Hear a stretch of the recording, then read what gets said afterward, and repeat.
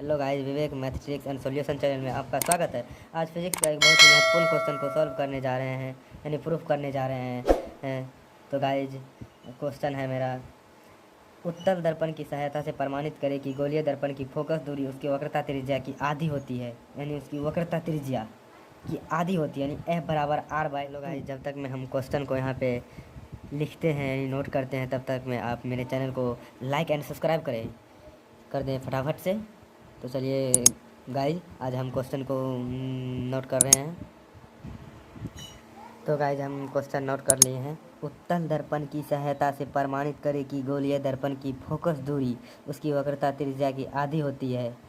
तो guys, question समझ लिए। तो गाइज, हम फिगर ड्रॉ करते हैं उत्तल दर्पण का। ध्यान से देखिएगा गाइज, बहुत ही इम्पोर्टेंट क्वेश्चन है। तो गाइज, फिगर ड्रॉ कर रहे हैं।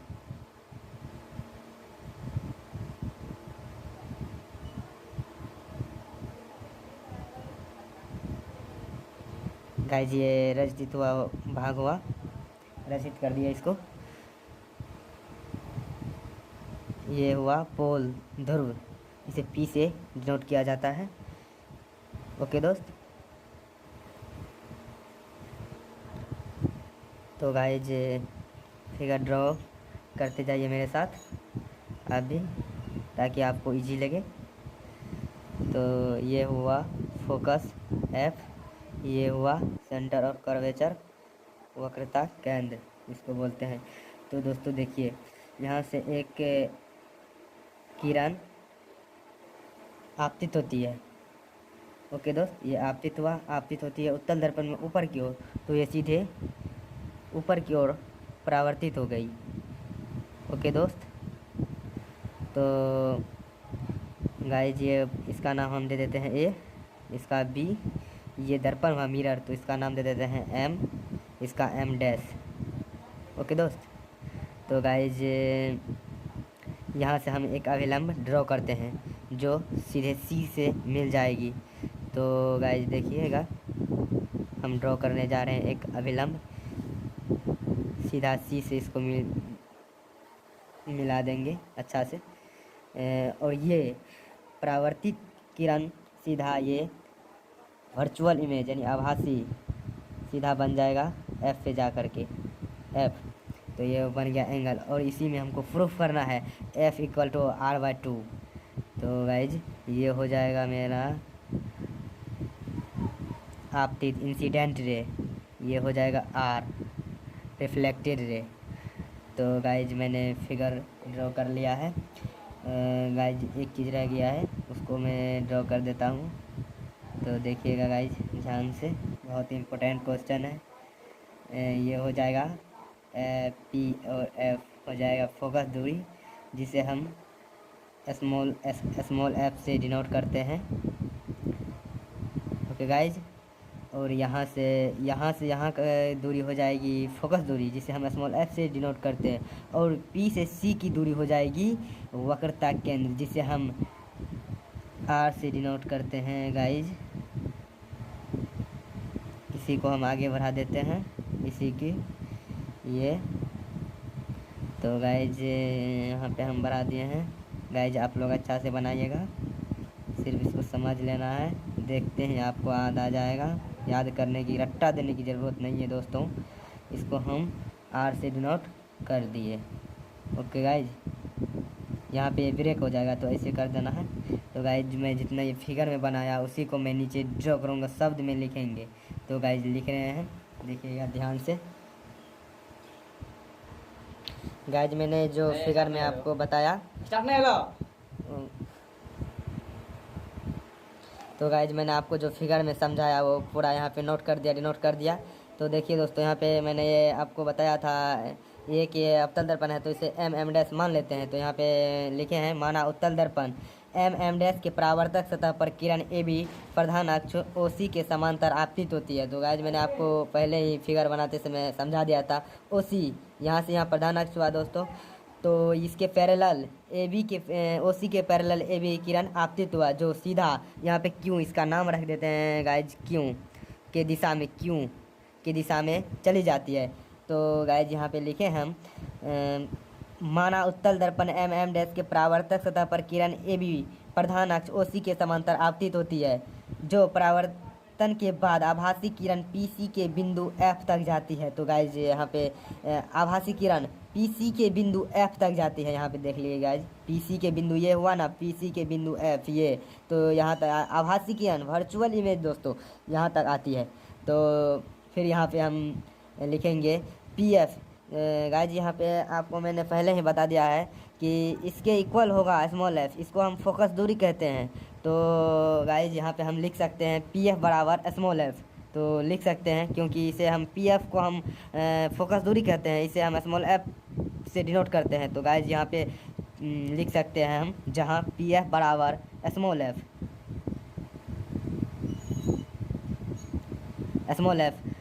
एंड यहाँ पर हम पी सी इक्वल आर लिख सकते हैं गाइज, पी सी बराबर आर, क्योंकि यहाँ पे मैंने आपको पहले ही बता दिया है इसके बराबर ये जो है प्रधान अक्ष पी सी को आर से डिनोट किया जाता है दोस्तों। तो यहाँ पे हम पी सी इक्वल यानी बराबर आर लिख सकते हैं गाइज, ये मैंने पहले ही आपको लिख दिया है। तो गाइज मैं अब प्रूफ करूँगा, तो अच्छा से देखना है।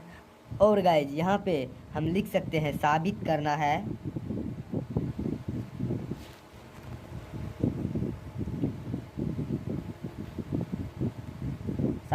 है, गाइज f इक्वल टू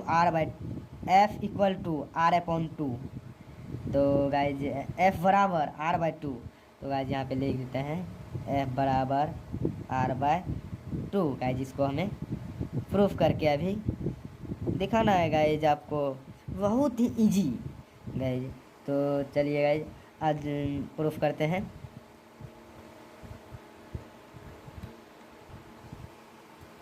तो गाइज अब यहाँ पे प्रूफ करने जा रहे हैं। यहाँ पे जो गाइज अभिलंब खींचे हैं तो इसका नाम हम एन रख देते हैं, क्योंकि अगर नामकरण नहीं करेंगे तो प्रूफ तो होगा नहीं गाइज। तो गाइज हम यहाँ पे लिखते हैं नीचे रचना। गाइज ये ज्योमेट्री यानी मैथमेटिक्स में जैसे प्रूफ कर रहे हैं सेम वही है रचना। अब गाइज देखिए रचना में हम क्या लिखेंगे,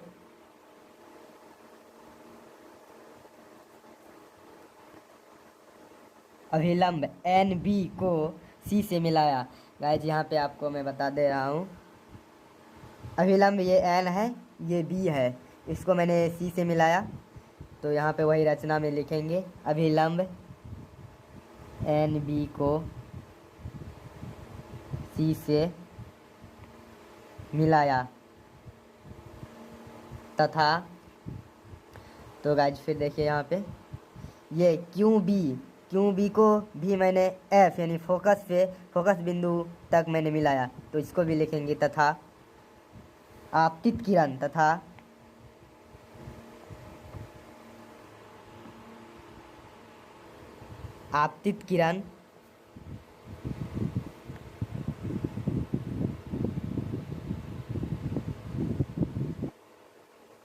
आपतित किरण क्यू बी को एफ से मिला दिया। तो गाइज फिर यहाँ पे लिखेंगे प्रमाण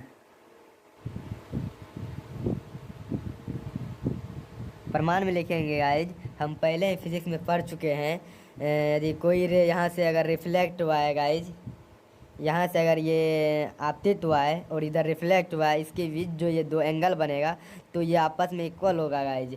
ये तो पहले ही फिजिक्स में पढ़ चुके हैं। तो गाइज प्रकाश के परावर्तन के नियम से हम यहाँ पे लिखेंगे प्रकाश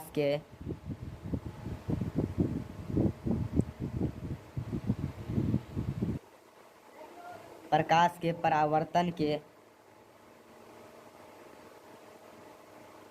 नियम से angle Q B N. Guys आपको मैं पहले समझा देता हूँ ताकि आपको बहुत ही इजी लगे फिगर में। तो गाइज आपको मैं चलिए समझा देता हूँ। तो गाइज यहाँ पे लिखेंगे प्रकाश के परावर्तन के नियम से angle Q B N equal angle N B A, angle Q B N equal angle N B A. Guys यही हम लिखेंगे यहाँ पे। अच्छा से देखिए एक नज़र से, बहुत ही इजी, आपको कोई रटने की ज़रूरत नहीं है गाइज। यहाँ पे मैंने ड्रॉ कर दिया है angle Q B N equal angle, guys अच्छा से लिखिएगा ये एंगल का वचन, angle N B A, angle Q B N equal angle N B A हो गया गाइज। इसको हम इक्वेशन 1 मान लेते हैं। यहाँ पे क्वेश्चन में आपको दे देते हैं, लिख देते हैं एंगल आई हुआ इंसिडेंट रे गाइज, समझे, इक्वल एंगल आर, ये हुआ आर रिफ्लेक्टेड रे, जिसको हम परावर्तित किरण कहते हैं गाइज। तो गाइज यहाँ पे हो गया। तो अब गाइज यहाँ पे लिख दिए। तो फिर मैं आपको फिगर में समझा देता हूँ ताकि दिक्कत ना हो आपको। फिर गाइज देखिए angle Q B N, angle Q B N equal angle C B F, angle C B F. Guys यहाँ पे थोड़ा अच्छा से देखिएगा, मैं आपको बता दे रहा हूँ। Angle Q B N equal angle C B F. Guys यहाँ पे अच्छा से देखिएगा, ये आर, ये दोनों तो गाइज बराबर ही है। तो गाइज आपको पता होगा मैथमेटिक्स प्रूफ में, गाइज यहाँ पे आपको पता होगा मैथमेटिक्स प्रूफ में, ये अगर दो रेखा को इंटरसेक्ट करती है, एक बिंदु से इंटरसेक्ट करती है, तो उसके आमने सामने की कोण, यानी आमने सामने की कोण बराबर होती है गाइज। यहाँ पे देख लीजिएगा अच्छा से, ये दोनों बराबर होती है कैसे, शीर्षाभिमुख कोण से गाइज। तो यहाँ पे यही हम डिनोट करने जा रहे हैं फिगर में गाइज। यहाँ पे थोड़ा मिस हो गया था, तो फिर से मैं बता दे रहा हूँ। यहाँ पे गाइज, यहाँ पे angle Q B N equal angle C B F, इसके इक्वल होगा गाइज, ये और ये बराबर होगा गाइज। यही मैं यहाँ पे लिखने जा रहा हूँ, आपको कोई परेशानी नहीं होगी गाइज, सिर्फ सीधा देखते जाइए आप। Okay guys. तो गाइज यहाँ पे थोड़ा सा प्रॉब्लम, तो गाइज यहाँ पे फिर से मैं आपको बता दे रहा हूँ, यही डिनोट करेंगे दोस्तों जो मैं आपको अभी बताया। Angle Q B N equal angle C B F, किससे, शीर्षाभिमुख कोण से। गाइज मैंने अभी आपको समझा दिया सॉरी गाइज यहाँ पे लिखने में दिक्कत हो गया, तो मैं फिर से लिख सकता हूँ गाइज, शीर्षाभिमुख कोण से। गाइज ये इसलिए लिख दिए तो कि आपको दिक्कत ना हो। तो गाइज आप यहाँ पे लिखेंगे फ्रॉम इक्वेशन 1 and 2,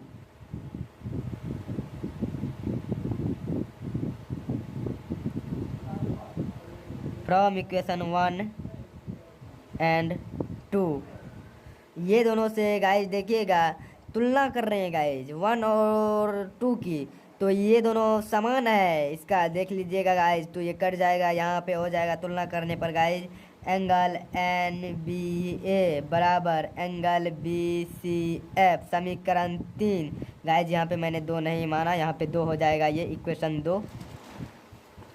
तो फाइनली गाइज, हेलो गाइज, यहाँ पे मैंने आपको बता दिया angle N B A equal angle B C F. Guys यहाँ पे देखिए angle N B A guys ये और angle B C F, angle B C F ये इक्वल होगा। अगर 1 और 2 की तुलना करेंगे, समीकरण 1 और 2 की तुलना करेंगे गाइज, यहाँ पे ये एंगल हुआ, और ये आई और यहाँ पे बराबर होगा। हाँ गाइज, अगर 2 पैरेलल रेखा को अगर एक रेखा बाइसेक्ट करती है, तो उसके एक ही और के कोण समान होते हैं, जिसको हम संगत कोण कहते हैं गाइज। उसी तरह पे यहाँ पे देख लीजिए एंगल एन बी ए, ये हुआ एंगल बी सी एफ, ये हुआ, इक्वल हो जाएगा संगत कोण से। तो गाइज यहाँ पे लिख देते हैं हम संगत। गाइज चलिए फिर लिख लेते हैं, समीकरण 3 हो गया,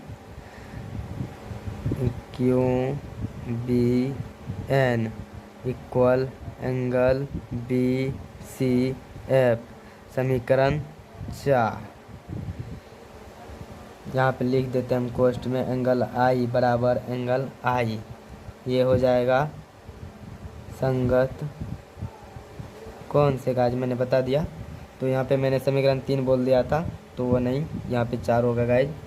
तो अब मैं समीकरण 3 और 4 की तुलना करेंगे फिर से। तो गाइज यहाँ पे इक्वेशन 3 एंड 4 से तुलना करेंगे। तो गाइज यहाँ पे देख लीजिए एंगल BCF, तो गाइज समझ लीजिए यहाँ पे भागा दे रहे हैं तो ये कट जाएगा। तो एंगल 3 और 4 की तुलना करेंगे तो हो जाएगा angle NBA equal angle QBN। तो गाइज हो गया ये।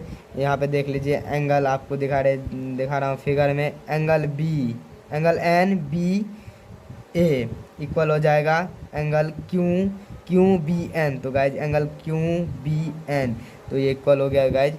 अब यहाँ पे फिर चलते हैं भुजा पे।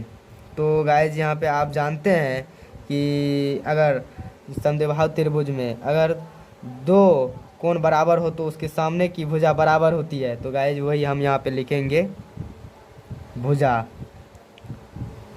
BF बराबर FC। ये हो जाएगा इक्वेशन 5 किससे, तो बराबर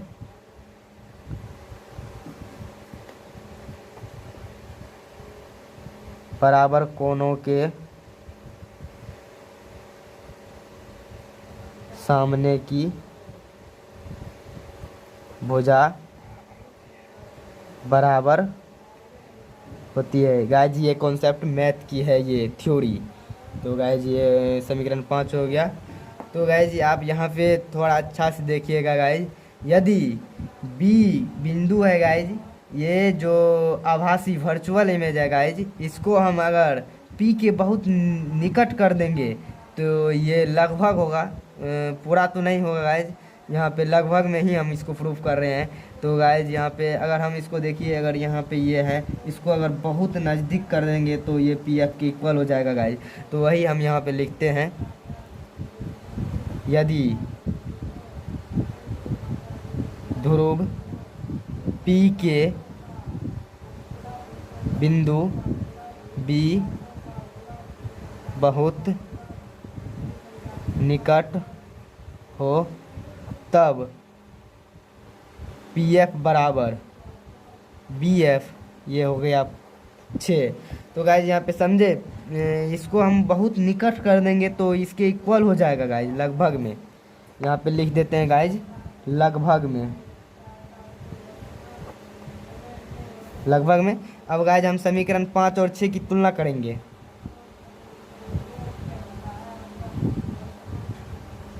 इक्वेशन 5 एंड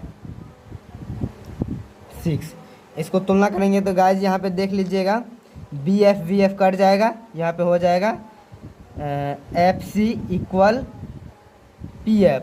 तो गाइज यहाँ पे हो गया, देख लीजिएगा गाइज FC इक्वल PF। तो गाइज यहाँ पे देखिए थोड़ा ध्यान से, FC इक्वल PF, गाइज ये इक्वल हो गया, इसके इक्वल हो गया PF के इक्वल। तो गाइज यहाँ पे हम पहले हम आपको बता दिए हैं, यहाँ पे गाइज देखिएगा जहाँ हम PF को इक्वल किए हैं स्मॉल f के और PC को R से, तो यही हम यहाँ पे अब प्रूफ हो चुका है गाइज। यहाँ पे हम लिख दे रहे हैं इसको। अगर गाइज इस बगल और इस बगल लिखेंगे तो उससे कोई फ़र्क नहीं पड़ने जा रहा है, इक्वेशन है। तो गाइज यहाँ पे लिख सकते हैं हम PF equal FC equal PC/2। यहाँ पे गाइज आप नहीं समझे होंगे, फिर से मैं समझा देता हूँ। तो गाइज यहाँ पे देखिए FC, तो गाइज यहाँ पे देखिए F और C, PF ये तो आधा हुआ ना गाइज, यहाँ से यहाँ और यहाँ से आधा हुआ, तो इसी को मैंने PC को मैं 2 लिख सकता हूँ। जैसे मैं 1 को आधा करूँगा तो 2 लिख सकता हूँ, इसी तरह PC को मैं 2 लिख सकता हूँ यहाँ पे। उसी तरह मैं गाइज यहाँ पे प्रूफ हो चुका है गाइज। अब यहाँ पे मैं यहाँ पे जो मैंने आपको बताया था PF इक्वल स्मॉल f, वही मैंने यहाँ पे लिख दे जा रहा हूँ अब। इसलिए PF equal R/2 guys proof हो चुका है। तो गाइज वीडियो अच्छी लगी है तो लाइक एंड सब्सक्राइब जरूर कीजिएगा।